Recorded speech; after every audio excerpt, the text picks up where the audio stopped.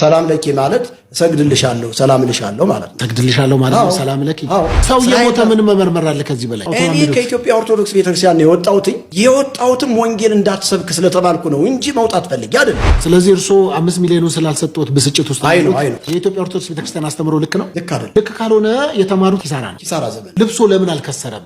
ለምን ያምሩበታል? ለምን ዛሬም ዝንጥ ብለው አባት ሆነው ለምን ይታዩበታል? 5 ሚሊዮን ብር ብሰጥህና ማህተብን ብትበጥሰውስ አትስማማም? ለገንዘብ ብዬ። ሰላም በመላው ዓለም የምትገኙ ውድ ክርስትና እምነት ተከታዮች እንደምናችሁ እንደምንከረማችሁ ተዋህዶ መንደር ከዚህም ከዛም ለእናንተ እንግዲህ ይመቻል ብዬ ያሰብኳትን ነገር ይዤላችሁ መጥቻለሁ ማለት ነው። በመግቢያው ላይ እንደተመለከታችሁት የሆነ እንግዲህ ይሄ መሪጌታ የተባለው ሰውዬ ከዚህ በፊት ታስሮ እንደነበር ሁላችንም እናውቃለን። በየት በኩል እንግዲህ ወጥቶ ምን እንዳደረገ ባናውቅም እንግዲህ ያው የኢትዮጵያ ነገር ብዙ ነው። ለማንኛውም መጥቶ እንደገና ደግሞ የፈለገውን ነገር ማውራት ጀምሯል ማለት ነው። እንግዲህ በሶፋኒ የሚሉት ፓስተር ሶፋኒ በሚሉት ላይ እንግዲህ የተወሰነ ነገር አውርቷል። እሱንና አንዳንድ ነገሮች ሰብሰብ አድርጌ ይዤላችሁ መጥቻለሁ ማለት ነው። እናንተ እንግዲህ እቺ ነገር አይታችሁ የራሳችሁን ኮሜንት ስጡ፣ ከወደዳችኋት ላይክ አድርጉ እያልኩኝ ቀጥታ ወደ ፕሮግራሙ ልግባላችሁ። መልካም ጊዜ ይሆንልን። ክብር ባለኝ ነገር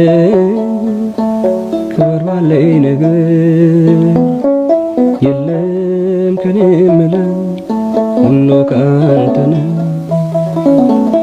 የለም ከኔ ምለው ሁሉ ካንተ ነው።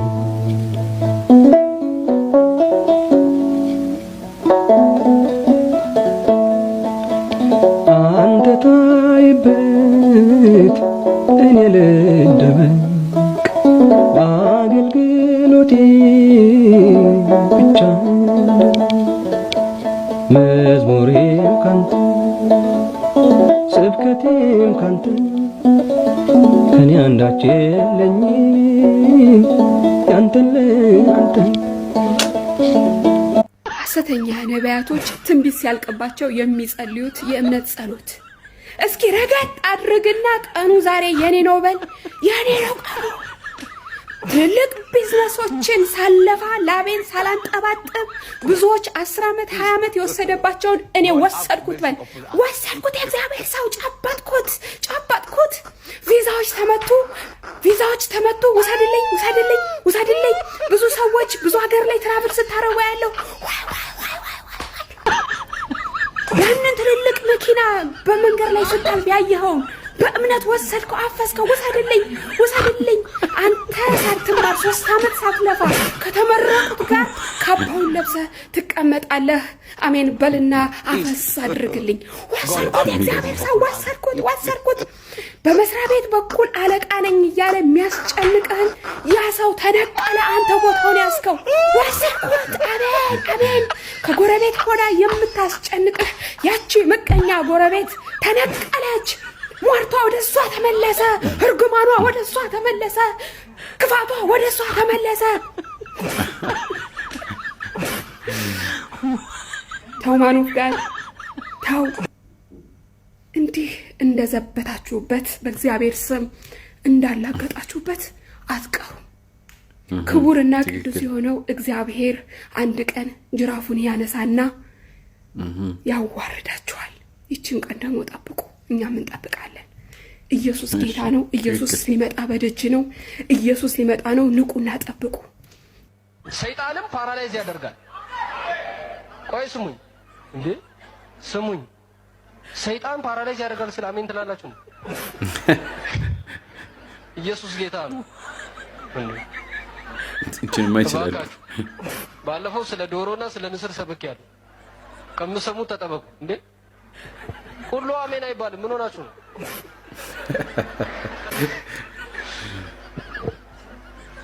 ሁሉን አሜን አትበሉሽ። መጀመሪያ ስሙ፣ ከዛ በእምነት ነው። እሺን ደግሞ የና ያልቅበትን ክሽን ያለች ድራማ አዩት። እስኪ የምንተርከው የጥንት የጧት ሃይማኖት የሚባል የለም። የጥንትና የጧት የሚባለው ኢየሱስ ክርስቶስ ብቻ ነው። ታራት ይቀደዳል፣ ሐሰተኛ ልምዶች ይቀደዳሉ። ኢየሱስ ጌታ ነው። ስማ ጋሼ፣ በቆብ በመቋሚያ እኛ እንሸወድም። ምክንያቱም ጥሎብን እንደ መናፈቅ ድራማ የሚገባን የለም።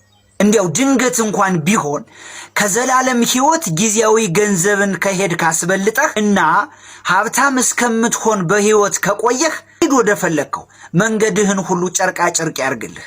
እኛ ግን የዓለሙን ፈጣሪ የቸርነት ጌታ በልባችን ጀርባ አዝለነው እስክንሞት በምድር ስንጠፋ አንድ ብሎ ይጀምራል በሰማዩ ሀገር የዘላለም ሕይወት። ምክንያቱም ዓለም ኪራይ ቤት ናት፣ ትንሽ መቆያችን። ከትንሽ ጊዜ በኋላ ግን የምንረከበው ሰማይ ነው ቤታችን። እሺ እኛ በሰማይ ነው ሀገራችን። እንግዲህ እንደሰማችሁት ነው የተለያዩ አይነት ነገሮች እንግዲህ እንደሚካሄዱብን በኦርቶዶክስ ላይ ሁላችሁም ታውቃላችሁና እንዲያው አንዳንዴ እንደነዚህ አይነት ነገሮችን ማቅረብና እንግዲህ አትሊስት ሰዎች ምን ያህል መከታ የሚያደርጉ ደግሞ ክርስቲያናውያን ኦርቶዶክሳውያን እንዳሉን ሁላችንም እንድናውቀው ብዬ ነው እንደዚህ አይነት ነገር ማቀርብላችሁ ማለት ነው። ብዙ ጊዜ ይነቀፋል፣ ግን ያንን መከታ የሚያደርግ ደግሞ በጣም ጥሩ የሆኑ ጎበዝ ወጣቶች አሉን ማለት ነው። ስለዚህ ለዚህ ተመስገን ነው ማለት የሚያስፈልገው። ለማንኛውም እስቲ እነ መሪጌታና ፓስተር ሶፋኒ ያደረጉትን ነገር ደግሞ ትንሽ ላሰማችሁ።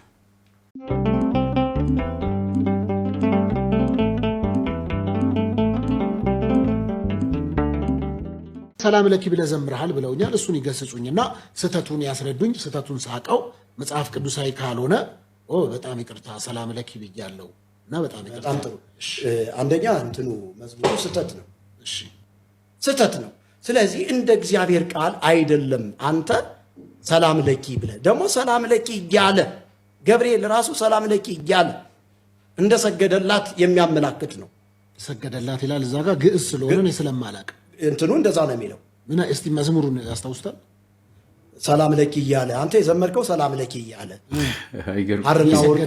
ሐርና ወርቁን እያሰገደ ይላል። አይ መጽሐፈ ዚቁ እኮ እኔ እሱን አላቅም። እኔን ነው የጠየቁኝ። ሐሳቡ ከሆነ እኮ ሐሳቡን ዘማሪው ከዚህ እኮ ነው የወሰደው። ይሄ ማን እንደሆነ ባላቅም ዘማሪ እንትና ይመስለኛል ቴዎድሮስ ነው እሱ ይመስለኛል ካልተሳሳተ። ስለዚህ ከዚህ እኮ ወስዶ ነው ወርቅና ሐርን እያስማማሽ ትፈትል በነበረ ጊዜ ሰላም ለኪ እያለ ምን አላት? ሰላም ለኪ እያለ ሰላም ለኪ ማለት ምን ማለት ነው? ሰላም ለኪ ማለት ሰግድልሻለሁ፣ ሰላም ልሻለሁ ማለት ስሙት ብቻ ሰግድልሻለሁ ማለት ነው። ሰላም ለኪ በምን ትርጉም ነው? ስለማላቅ አልከራከረው። በግዕዝ ነው። በግዕዝ ሰላም ለኪ ማለት ሰግድልሻለሁ ማለት ነው። ሰላም ለኪ ማለት ሰላም ለኪ ማለት ሰላም ለኪ ማለት ሰላም እኔ መሰለኝ፣ ግን ሰላም ላንቺ ይሁን ነው መሰለኝ እኮ ሰላም ላንቺ ይሁን እያለ እየሰገደላት እየሰገደን ከጨመሩት ታዲያ ትርጉሙ እኮ ሰላም ለኪ ማለት ሰላም ላንቺ ይሁን ማለት ነው ብዬ ነው የተረዳሁት እኔ። እርሱ ደግሞ ትክክለኛ ትርጉሙ ነጠላ ትርጉሙ አንቀጽ የሚባል አለ። አንቀጽ ትርጉም የሚባል አለ። አንቀጽ ትርጉሙ ሰላም ላንቺ ይሁን፣ ከዛ እያለ ምንድን ነው የሚለው? እየሰገደ ነው የሚለው። እሱን አላቅም እኔ ስለ መዝሙሩ የጠየቁኝ እኔ ከኔ አንደበት ስለወጣው ነገር ነው። እኔ ኃላፊነት ወስደው እሱ ነው ስህተት ነው። ስለዚህ መልአኩ ቅዱስ ገብርኤል ሰላም ላንቺ ይሁን አላላትም? ሰላም ላንቺ ይሁን አላላትም ማለት ነው። አላላትም ወይ? ሰላም ላንቺ ይሁን አላላትም ወይ? ድንግል ማርያም ሲያገኛት በወቅቱ ሰላም ላንቺ ይሁን አላላትም?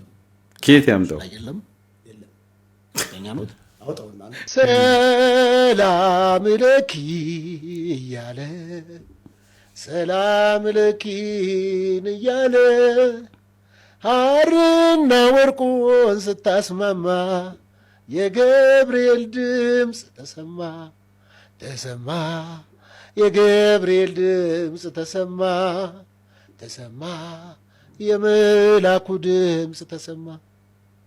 ሰላም ለኪን እያለ ሰላም ለኪን እያለ ሐርና ወርቁን ስታስማማ የገብርኤል ድምፅ ተሰማ ተሰማ፣ የገብርኤል ድምፅ ተሰማ ተሰማ፣ የመላኩ ድምፅ ተሰማ። በእውነት በጣም የሚገርም ነው። እንግዲህ መሪጌታ ተብየው ያው በራሳቸው እንግዲህ የራሳቸውን ፍልስፍናና የራሳቸውን ስልጣን ስለሚሰጡ ተከናንቦም ያለው የቤተክርስቲያንን ልብስ ነው መቼም ማን ይነካኛል በሚል ማለት ነው። እና እንደዚህ ተሸፋፍነው እንኳን እያለ በኦርቶዶክስ ያሉ ነገሮችን በጣም ይጠላሉ።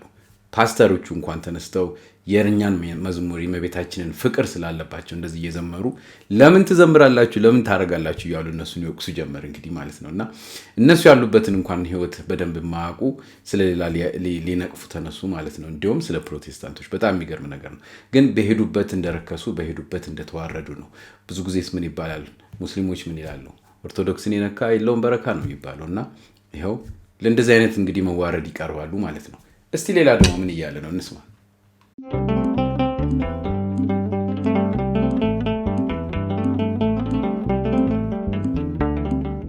እስራኤል ዳንሳ ጋር ሲሄድ እሱ በመገለጥ ወደ አደባባይ ካወጣይ በኋላ ወደ መድረክ ካወጣይ በኋላ እዚህ ቤተክርስቲያን ታገለግላለህ፣ እዚህ 1 ዓመት ካገለገልክ በኋላ ለአንተ መንፈስ ቅዱስ 5 ሚሊዮን ብር ስጠው ብሎኛል። እሺ እና ቸርች ትጀምራለህ አለኝ። እኔ በወቅቱ እውነት መስሎኝ ነበር። በመንፈሳዊ ነገር ስላላደግኩኝ እውነት መስሎኝ 1 ዓመት ጠብቄያለሁ። ራሴን አይቼ መርምሬ ራሱ መንፈስ ቅዱስ ከሰው ትከሻ ላይ ውረድ እኔ በዚህ ስፍራ የለውም ብሎኝ ነው የወጣሁት። ያው እግዚአብሔር ፊት ነው ነገር። እኔ ግን 5 ሚሊዮን ብር ተከፍሎኝ እምነቴን እንደቀየርኩኝ ተደርጎ ቤተክርስቲያን ውስጥ ያሉ ሟ ተዋህዶ የሚባሉት አሁን ፖለቲካ ውስጥ የሚሰሩ የማህበረ ቅዱሳን ግሩፖች ይሄው በ5 ሚሊዮን ብር እምነቱን የቀየረው መርጌታ ብለው ሚዲያ ሰርተውብኝ እሱ ጴንጤ 5 ሚሊዮኑ በአደባባይ የተነገረ ነው። በአደባባይ የተነገረ ነው። ስለዚህ ውሸታም ነው ሐዋርያው እስራኤል የምትሉት እናንተ ሐዋርያም አይደለም ማፊያ የመጨረሻ ነገር።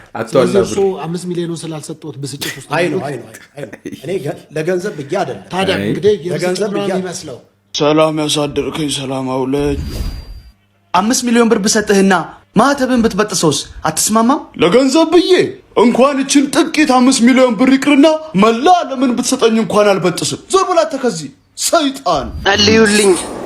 ጸልዩልኝ እግዚአብሔር ጤና እንዲሰጠኝ በነገር ሁሉ መከናወን እንዲሰጠኝ። ይህ አገልጋይ ጸልዩልኝ እያለ ነው። አንድ ነገር ልንገራችሁ፣ ይህ መምህር ቢሞት ማለት ነው እግዚአብሔርን ነው ብላችሁ ድንግል ማርያምን ግን ለምኝልኝ አይልም። ለምን? ኦርቶዶክሶች በምልጃዋ ስለሚያምኑ ዘወትር ቅድስት ሆይ ለምኝልኝ ስለሚሉ እንደማያዋጣው ያውቃልና ቢሞት በድንግል ማርያም ምልጃ ስለሚያምን ለሕዝቡ ይላል ጸልዩልኝ ይላል። በድንግል ማርያም ግን ቅድስት ሆይ ለምኝልኝ መቼም አይልም። ይህን መዝሙር አብረን እንዘምር። ማርያም ማርያም እንበል። ጠላት እንደፈለገው ሰይጣን ያሻውን ማለት ይችላል። አፉን ሞልቶ ማርያምን 18 ጠርቶ ሊክዳት ይችላል። 99,000 ጊዜ ጠርቶ ሊክዳት ይችላል። ነገር ግን ከኔ በላይ እሱ ይጠራታል። የሚገርመው ሊሰድባትም ቢሆን 99,000 ጊዜ ነው የሚጠራት። ስለዚህ ውስጡ ተነቅሳለች ማለት ነው። ትክክል። ልብ ውስጥ ያለችው ማርያም ነች ማለት ነው። ልቧ ውስጥ ያለችው ማርያም ነች ማለት ነው። ማርያም ስምሽ ልጥራው አይደክመኝም እኔ ደጋግመው። አሁን እንደተመለከታችሁት ነው። በጣም እኮ ነው የሚገርመው። እንግዲህ ለብር ተብሎ የተካሄደ ሰው ያ ብሩም ተቀረጨመበት፣ እንግዲህ ጠፋበት። አሁን ከዛ በኋላ ደግሞ ማኩረፍ ጀመረ። ስለዚህ ስለነሱ ታሪክ ማውራት ጀመረ ማለት ነው። በጣም ነው የሚገርመው። መቼም ምንም ነገር አይደበቅም በዚች ዓለም ላይ እነሱ ይመስላቸዋል እንጂ ማለት ነው። ብዙዎች ሲወጡ ከዚህ ከኦርቶዶክስ በገንዘብ ነው፣ በገንዘብ በመታለል ነው። ደግሞ የሚገርመው አያገኙትም፣ እንዲሁም የበለጠ ያጡበታል። ይሄ በጣም የታወቀ ነው ብዙ ጊዜ እና እመቤታችንን በእውነት የምትሰራው ስራ ተአምር ነው። ጊዜውን ጠብቆ እንደዚህ ራሳቸው እየወጡ የራሳቸውን ስራ እየገለጡ ነው ማለት ነው። ማንም ሳይጠይቀው ነው ስለ 5 ሚሊዮን የሚያወራው። ማንም ሳይጠይቀው ነው እንግዲህ ስለ እንደዚህ አይነት ነገሮች የሚያወራው ማለት ነው። እና ገና ብዙ እናያለን ማለት ነው። እስቲ አባቶች ምን ይላሉ ስላለንበት ስላሁኑ?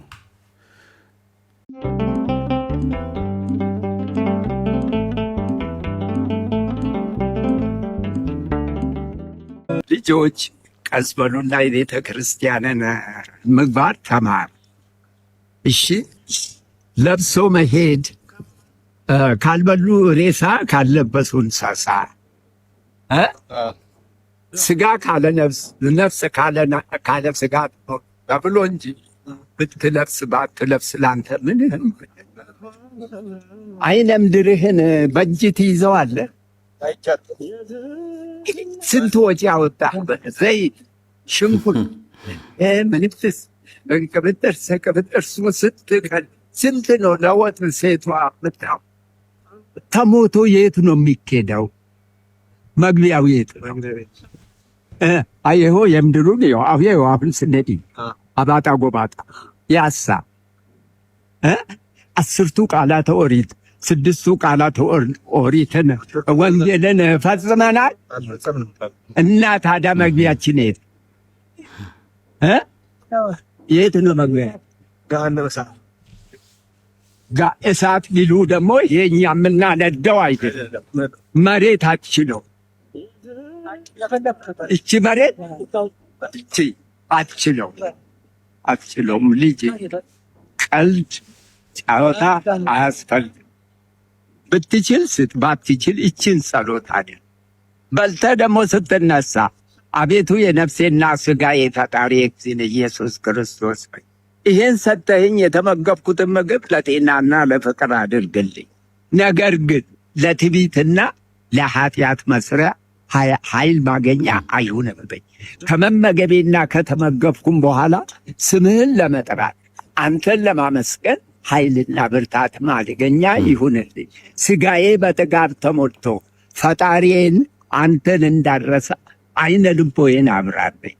ይችል በልተህ ከተነሳ ይሄንን ገና ምግቡ ከመቅረቡ ፈቅሮ ያንን በፊት ጸልየ እሺ አሜን አቤት ጌታዬ አቤት እግዚኦ ብላችሁ ጸልዩ።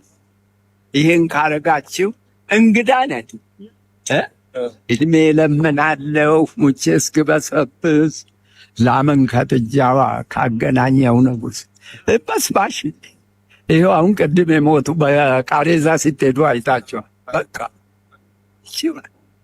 አሁን ዛሬ ማደራችንን እናውቃለን። በቃ ይቺውን ጌታዬ በዓለም ልታይ ስል ስባክን በኃጢአት ስገኝ ደንዳና ጉስቋላ ልቤን እንደምን አርገ ሰበርከኝ።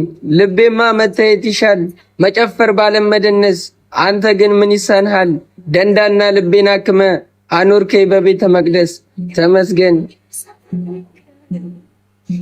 አፌ ጥበብን ያስተማርከኝ አየህ አይደል የኔ ጌታ፣ ካንተ ርቄ ስለጠፋው በትንሽ ነው የምከፈው። ጥንካሬ አንድ የለኝም፣ አዲስ ተስፋ ትሰጠኝም ነህና ሁሉንም ጠጋኝ፣ ወደ አንተ ትንሽ አስጠጋኝ። ውጥኔ ጠቅላላ ሳልጀምር ያበቃል፣ እንዴት ሰው ከራሱ በደል ይደበቃል?